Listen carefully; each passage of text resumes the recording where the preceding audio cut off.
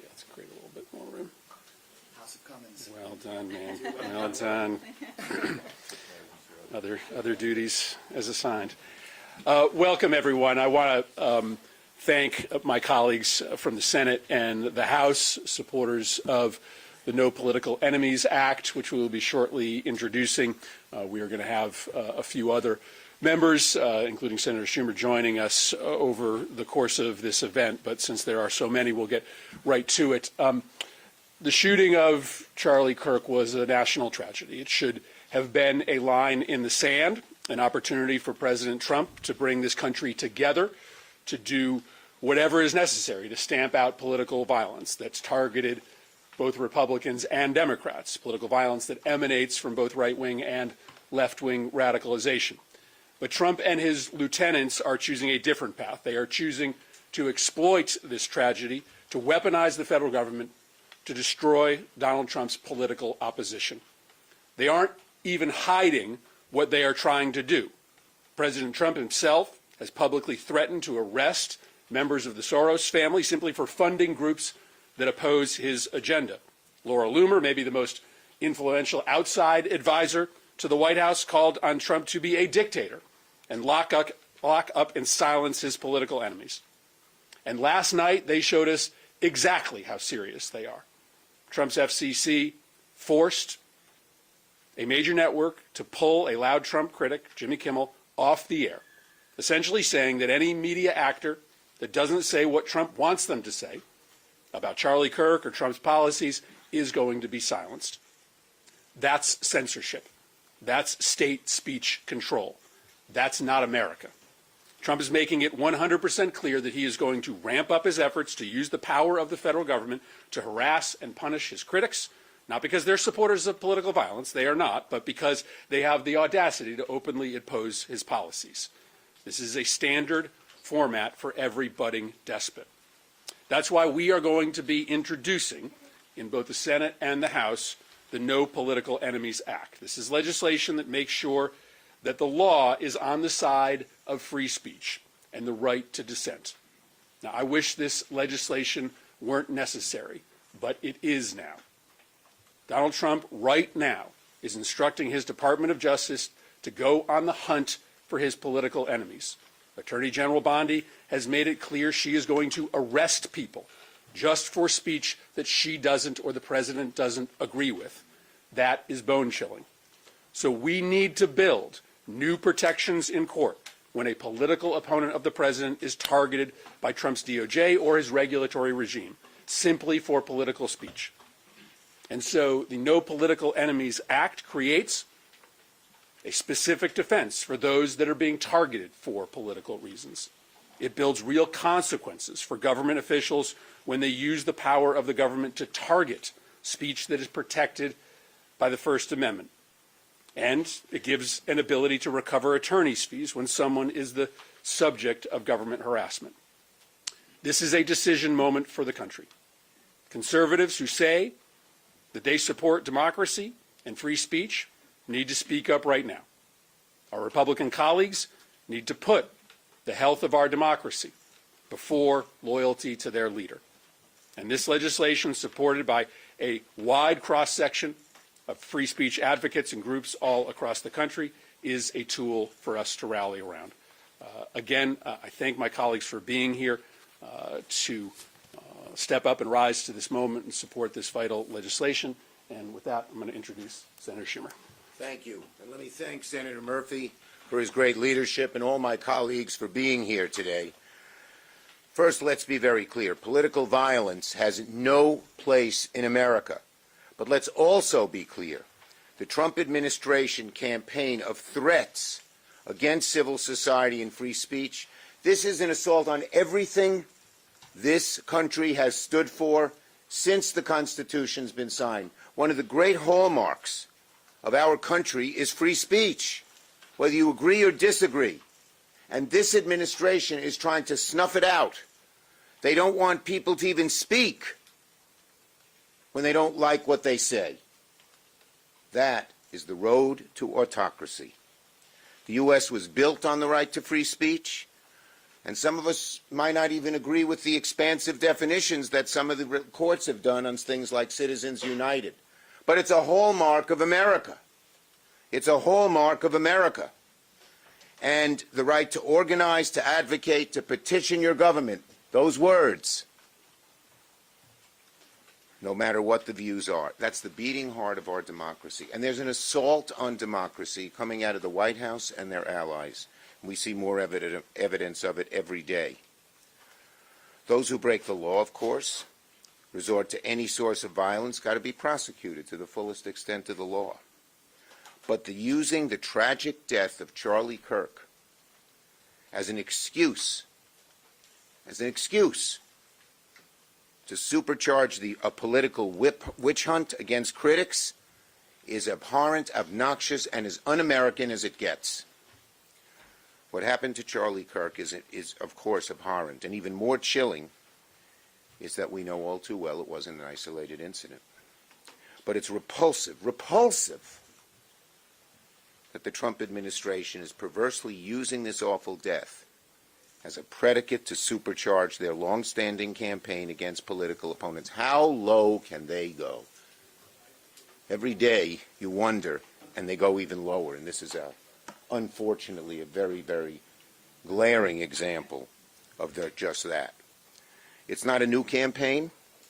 They've been engaged in an ever-escalating campaign to use the mighty power of the federal government to attack civil society.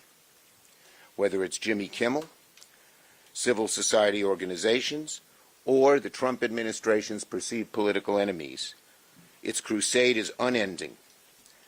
And this is one of the saddest parts of all, because of congressional Republicans' obeisance to Trump, it's unchecked, because they are scared to stand up to Trump. Where are they?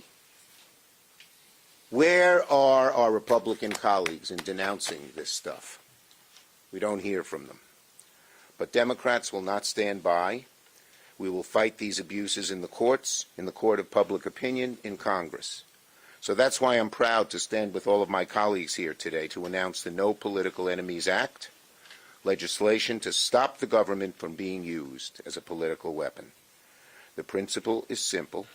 No president, Democrat, Republican, has the right to turn the federal government into an instrument of political revenge. That is what they're doing. That's what autocrats do.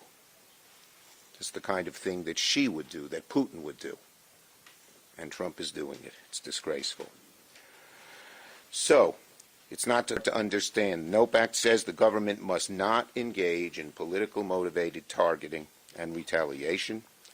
The threats of political investigations and retaliation from the administration against their perceived political enemies strike at the heart, the beating heart of what this country is all about and has been since the days the farmers on Bunker Hill put down their plows and took up muskets for things like freedom of speech. So, Democrats won't stand for it. We'll fight back. We will defend the freedoms that make America a democracy, not an autocracy. And I thank my colleagues for joining us. Thank you, Senator Schumer. Senator Van Hollen?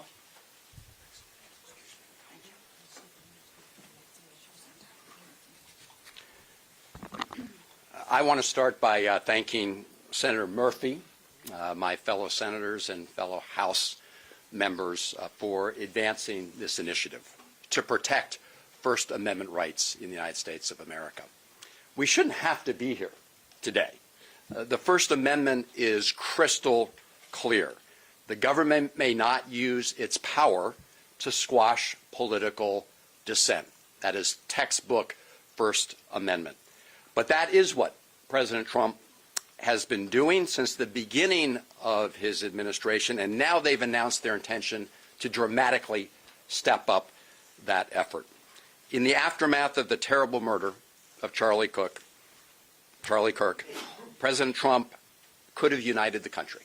He could have united the country behind the simple principle that political violence is unacceptable regardless of the source. Instead, he and his Lackeys in the Trump administration, at the DOJ, at the FBI, at the FCC, and elsewhere have decided to weaponize that horrible murder for his own political purposes, to use government power to crack down on dissent and to go after his critics. This is not new for this administration. You know, Donald Trump claimed to be a champion of the First Amendment at the same time he was locking up students for exercising it, and the Trump administration has been going after universities and law firms and media outlets for political purposes, targeting them for political reasons. But this new attack on free speech is now accelerating. Trump and his Attorney General have vowed to go after groups and organizations whose views they disagree with. Just the other day, FCC Chair Brendan Carr threatened Disney, ABC, and Jimmy Kimmel. Here's what he said. I'm going to read one line from what he said.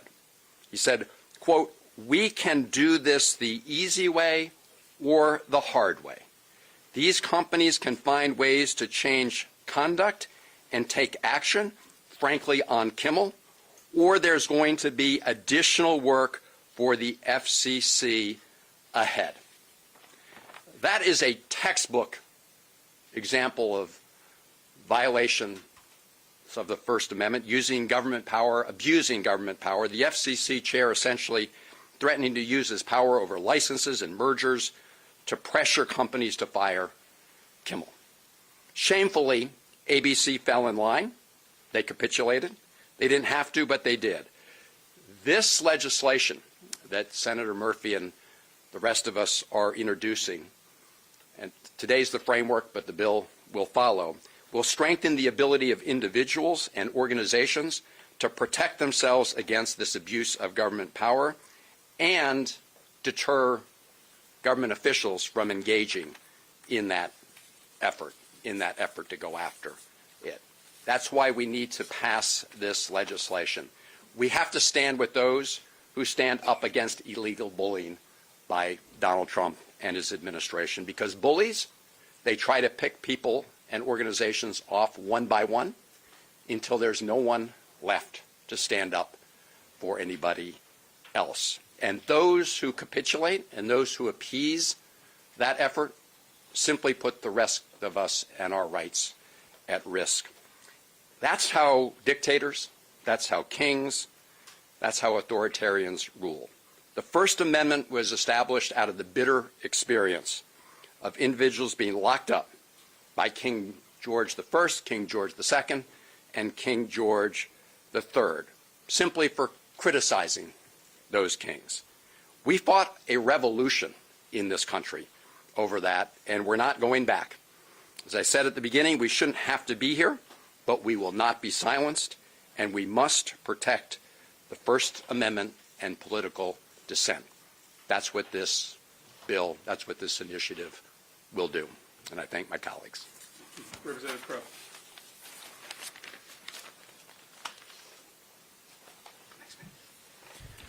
Thank you to Senators Murphy and Van Hollen in particular for conceiving of this legislation, and to all my colleagues standing here. We stand here united against political violence, condemning it in all of its forms and all of its motivations. And we stand here united in the breach, in defense of the American right to speak, to protest, to dissent. I went to war 3 times for this country. I swore many oaths to protect the Constitution and to protect this nation when I did so. And when I did that, I did it knowing that I would be called upon potentially to give my life in defense for people to say things that maybe I disagreed with. Because that is who we are. That is what generation and generation of American before us has done, has sacrificed and sometimes given their lives. So we can disagree, we can debate, we can find that path to a more perfect union. And right now we are facing an unprecedented assault against that very value. What is more American than the ability to stand up and question authority? The ability to stand up and debate and to speak. The reason why that's so fundamental is that none of us have a monopoly on getting it right all the time. I don't. Democrats don't. Republicans don't. Nobody gets it right all of the time. The beauty in our system is that we can have that push and pull. People can speak up and be protected in doing that. But what we see out of Donald Trump and his lieutenants, like Stephen Miller and Laura Loomer, is an unprecedented assault on that very right. Fear and intimidation. An effort by them to say who can speak up and who cannot. An effort by them to say, and only them, who's a terrorist and who's not. Who has the right to speak and who doesn't. Power is always cyclical in America. And the reason why we protect it for everybody is that the minority and those not in power, now it's us, but sometime in the future it'll be somebody else, have that right to question us, to push back. And if we lose it, we all lose it. So every American, Democrat, Republican, and Independent, must stand up in this moment to say no. We will fiercely defend and carry forward the torch of Americans who have fought and defended it in the past, and we will not allow us to lose it on our watch. This legislation is simple. It says that if you are a civil servant, if you are doing the work of this nation, to protect our food, to make sure plans land safely, to defend our country in uniform, that you also have the right to speak up and question authority. Because we will all be better off if we can say that.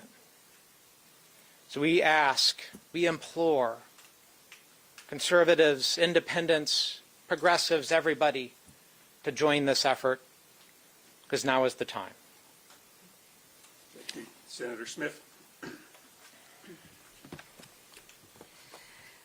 Well, good morning. Good afternoon, I should say. Thank you, Senator Murphy, and all of my colleagues here. So I would like to read you a quote about the importance of free speech, the most fundamental of our values and rights as Americans. The quote is, "We don't have to agree with everything or anything that people say, but when political leaders represent an important constituency, it is incumbent upon us to at least participate in dialogue with them. We may disagree with your views, but we will fight to defend your right to offer it in the public square. Agree or disagree." Now, this quote isn't about being a Republican or a Democrat, though a Republican said these words. Vice President J.D. Vance said these words less than a year ago. But any of us could have made them, could have said this same thing, because they express that most American of values, that in this country, we can say whatever we think, whatever we believe, and we don't have to worry about the high and mighty leader that we may offend. Our rights as Americans is to annoy and even offend whomever we like. Our speech, our words, our principles are protected. So as long as you're not making an actual threat, as long as you're not inciting violence or yelling fire in a crowded building, we can say whatever the hell we want about presidents and kings and about the rich and powerful. But we are losing that, and everyone can feel it. Just this morning, I was on the radio with a talk radio station in the upper Midwest, up in Fargo-Moorhead. This isn't some left-wing program. It's in Fargo-Moorhead. And as I was waiting to get on, I had a chat with the producer, and the producer said, "Senator, I didn't think that this could happen, but we are afraid that they're going to come after us, that we're going to get taken off the air." And that is not paranoia. when you see that the FCC, just as one example, how they are bringing the full force of the federal government down to silence the president's critics, that is not paranoia. Who wouldn't be afraid? We have been in a fever dream these last months, an escalating rampage of one side of our deep political divide trying maximum pressure on the other side, even at the cost of free speech. This is the balance of power that defines our Constitution. This is happening even at the cost of our more perfect union. And what we are doing today is we are saying, stop it, enough. We're at this moment in this great democracy, this great imperfect democracy, where we actually need to spell out clearly that there will be costs when the federal government tries to go after people and organizations in our civil society and take away their rights to participate and to speak out. We are saying enough. That must be what we protect in this government, in this country. Today, my Democratic colleagues and I are saying we respect your right to say what you believe, and we're going to protect your right to do and say what you believe. That is what this legislation is all about, because that is what free speech means in this country. Thank you. Senator Padilla. Thank you, Senator Murphy, and all my colleagues for leaning in at this additional critical moment. This is the United States of America, where since the beginning we have protected free speech. That's why we're here today, because we have a president and an administration that has been weaponizing the government against their critics, plain and simple. An attorney general who is vowing to prosecute Americans for what she alone deems hate speech, a president who threatens a reporter with prosecution for asking a question about that, and Donald Trump personally suing the New York Times and the Wall Street Journal for publishing stories that he doesn't like. And just last night, ABC announcing they're pulling down Jimmy Kimmel's show following the pressure from the chairman of the FCC. Now, what happened to Jimmy Kimmel last night, and Stephen Colbert for that matter, isn't just about one comedian or one television personality or any one network. It's about whether we as Americans still have the freedom to laugh at those in power, to question authority, and to tell the truth without fear of retribution. Now, history shows us that when leaders start silencing entertainers and journalists and critics, it's not because they're strong, it's because they're weak. So we have to ask, what is this administration afraid of? They're afraid of accountability, plain and simple. They're afraid of being questioned and their record being held up to the light. Because when the record is exposed on health care, on the economy, on corruption, they know the American people won't stand for it. And so make no mistake, they are looking for excuses to crack down on dissent. I'm proud to represent California, and California knows these efforts far too well. We've seen Trump respond to overwhelmingly peaceful protests in Southern California to federalize and send in National Guard troops and then deploy the Marines into an American city. We see it today as Donald Trump is trying to extort UCLA and other universities for not following in line with his agenda. And I experienced it personally when I had the audacity to ask a question at a press conference with the Secretary of Homeland Security and was thrown to the ground and handcuffed. So today, it's no surprise that the Trump administration is using the horrific assassination of Charlie Kirk last week to justify its latest crackdown. And we have all denounced that assassination. We have all denounced political violence in all its forms anywhere in our country. Now, you could disagree with just about everything he stood for, or agreed with him for that matter, but in the spirit of Charlie Kirk, he came to debate. And he was proud to say so. He came to debate and to exercise his right to free speech, no matter how controversial. So we're here to help protect that right for all Americans through legislation to prevent the President of the United States from punishing people for constitutionally protected speech. Because the day that we stop fighting for our rights is the day that we lose them. And we're not going to go quietly. Thank you, colleagues. Thank you, Senator Murphy. Thanks, Alex. Senator Booker. My mom talks a lot about this memory she had as a little girl in Detroit, Michigan, where she would be woken up in the middle of the night to help a black family or a black person take shelter in their basement apartment while they got them food and supplies to get them over to Canada. And when I was young and growing up and first started hearing these stories, I said, why did you need to help black families escape into Canada? And my mom and my grandparents would tell me that it was because in their southern communities they said something to someone that offended some authority, some social mores, and they faced vicious reprisals. So much so they'd have to give up their jobs and their families and flee the government and those that they were enabling who would terrorize and target those people. And it was so bad that they felt the only safety for these people was to get them out of America. My grandparents witnessed the Red Scare and McCarthyism. They witnessed the targeting of artists like comedians that they loved, from Lenny Bruce, who was censored, to a whole generation of black comedians that were targeted for their jokes and what they said. My mom was an activist in the civil rights movement, and standing up and speaking truth could get you killed.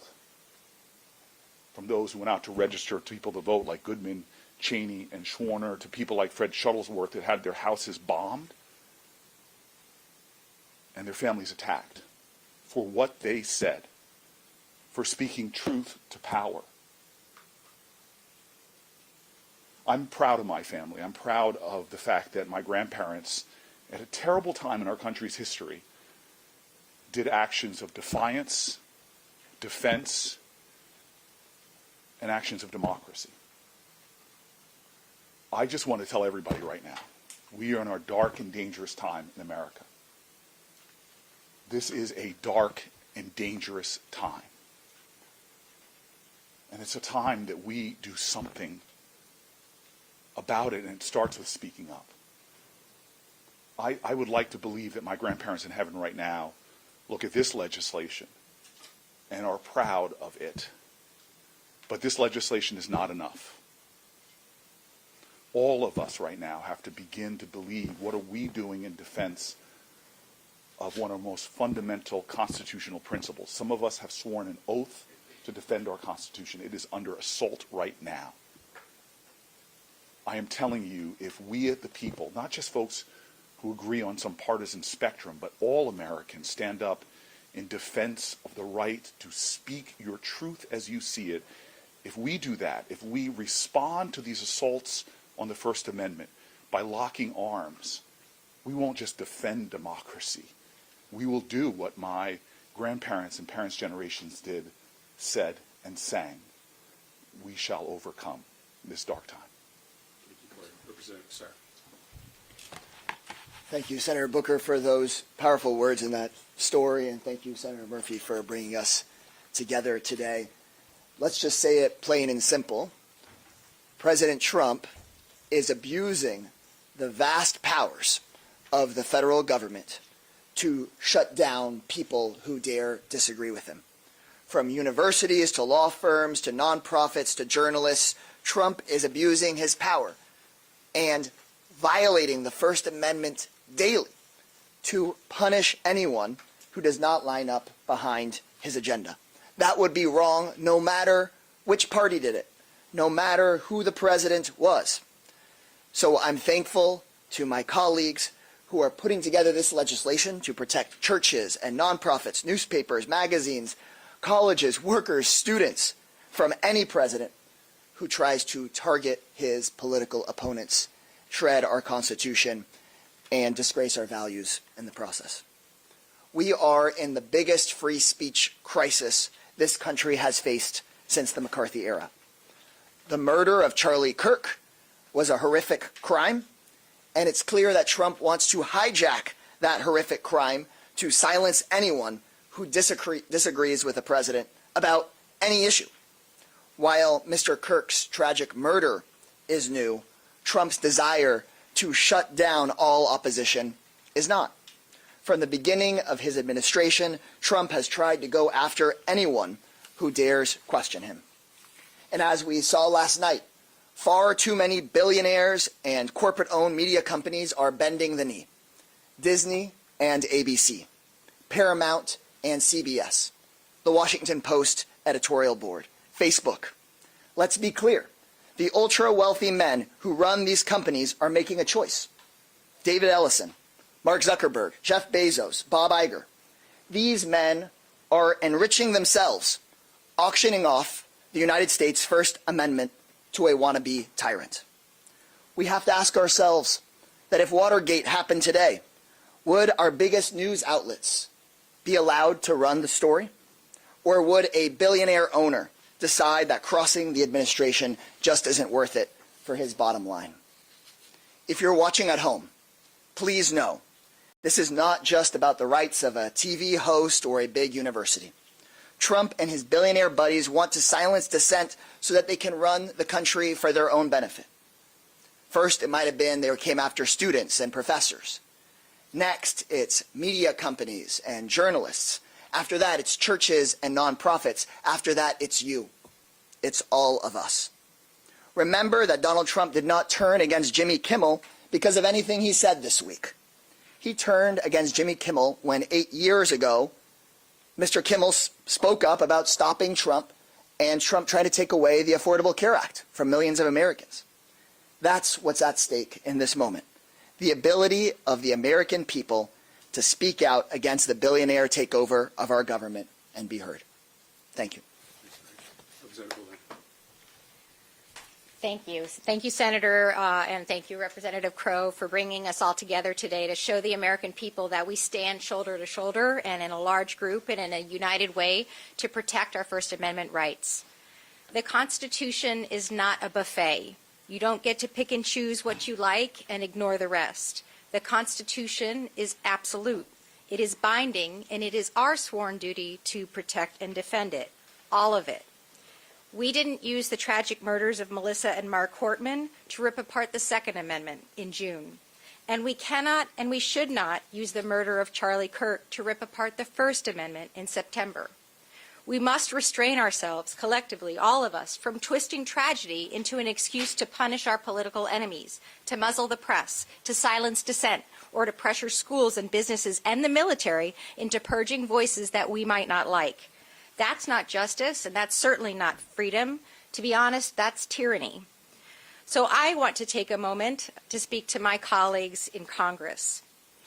Yesterday was National Constitution Day, and Rep. Goodlander and I spent some time passing out hundreds of constitutions, copies of the Constitution, to our colleagues, reminding our colleagues that it is National Constitution Day and that we swore an oath, not to a party and not to a president, but to that Constitution, to that document, and to the people that we serve, even those who oppose us and even those who dislike us. And if we collectively keep smashing the foundations of this, our democracy, for short-term political gain, there won't be anything left for all of us to stand on.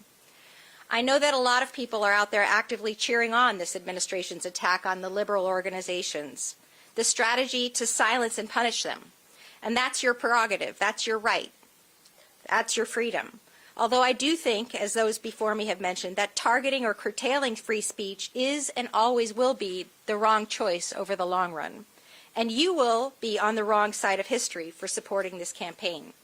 So to my colleagues, I implore you to stop now with the silencing, to stop now with the dividing, to please stop with the destruction, because the cost is far too high for all of us. Benjamin Franklin, a famous American, a famous Pennsylvanian, and a famous Philadelphian, wrote that freedom of speech is a principal pillar of a free government. When this support is taken away from us, the constitution of a free society is dissolved, and tyranny is erected in its ruins. So for 250 years, we've held strong in the face of this tyranny, and we must, for the next 250 years, hold strong too, because we all know this American experience is worth the effort. Thank you for the opportunity to speak. Thanks, Kristen. Representative Frost.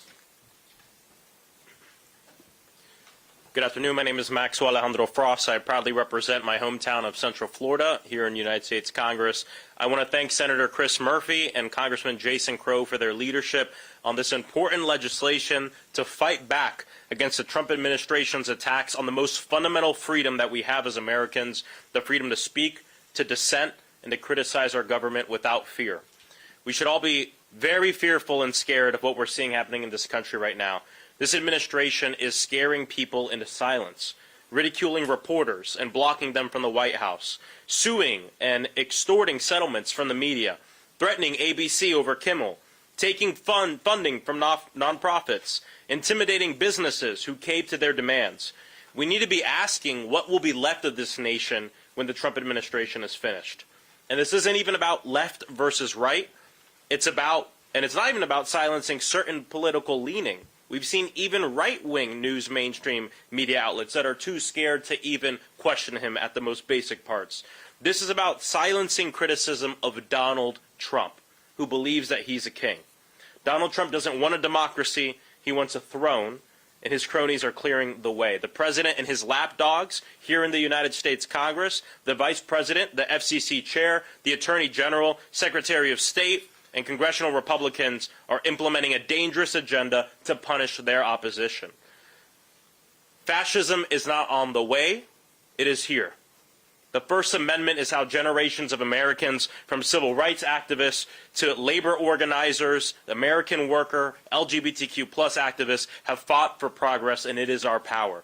And I say this as someone who has protested on the streets of my district, has been tear gas, mace, arrested, and jailed in the jail I now represent in Congress.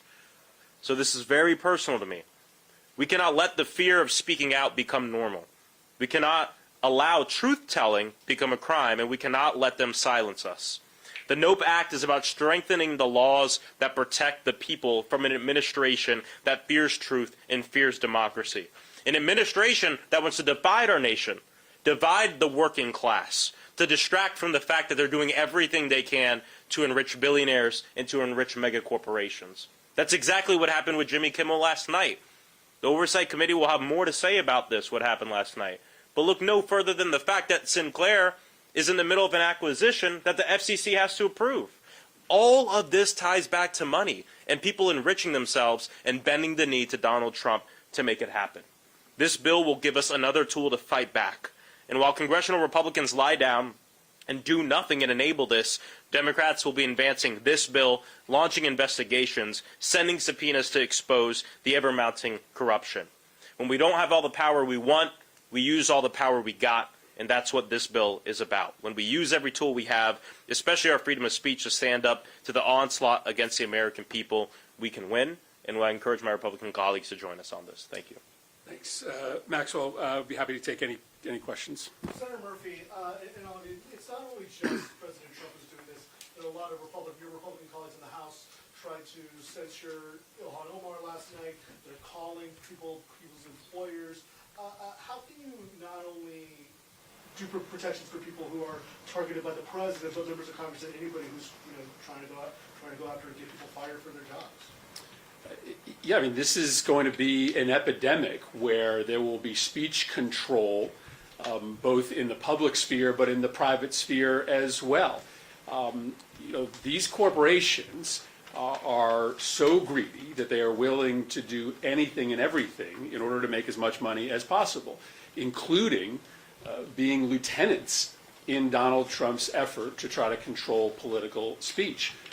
So, listen, we need to be talking not just to President Trump and the broad public, but to the corporate community as well, and put the question to them. You're going to rue this moment. You're going to regret this moment on your deathbed, when America is no longer a democracy anymore, and you were willing participants in the effort to destroy political speech, either by shutting down voices like Jimmy Kimmel, that had every right to be able to speak in dissent to the president, or patrolling the speech of your employees, who have just as much of a right to express their political opinions as well. So this is a big job, because we have to be speaking to our Republican colleagues to get them to do the right thing. We've got to be talking to the public, but we have to be talking to the corporate community as well. Senator Murphy, thank you. I know where you stand, but is your leadership willing to shut down the government? Because, as you know, you all fund the FCC over this. I mean, they need your votes to keep the lights on. Well, listen, Republicans won't even talk to Democrats right now about how to keep the government open and operating. So right now, it's clear that the Republicans are gunning for a shutdown, because if they wanted to keep the government open and operating, they would be having conversations with Democrats. I'll just speak for myself. I do not think Democrats have an obligation to fund the destruction of our democracy. And so, of course, for me, I am going to require that there be at least some modicum of protections for democracy in any budget that we pass. Obviously, why would we write a budget that the president isn't even committed to implementing? Why would we fund this level of lawlessness at a moment that the country is under threat? I guess that wasn't the right answer. So, go ahead, we'll take a couple more. Okay, so if Democrats were to get the gavel before Carr's term is over, what does that mean? Schumer has called for him to resign. So do you guys have any powers or see a path forward for, I don't know, handling the Carr situation?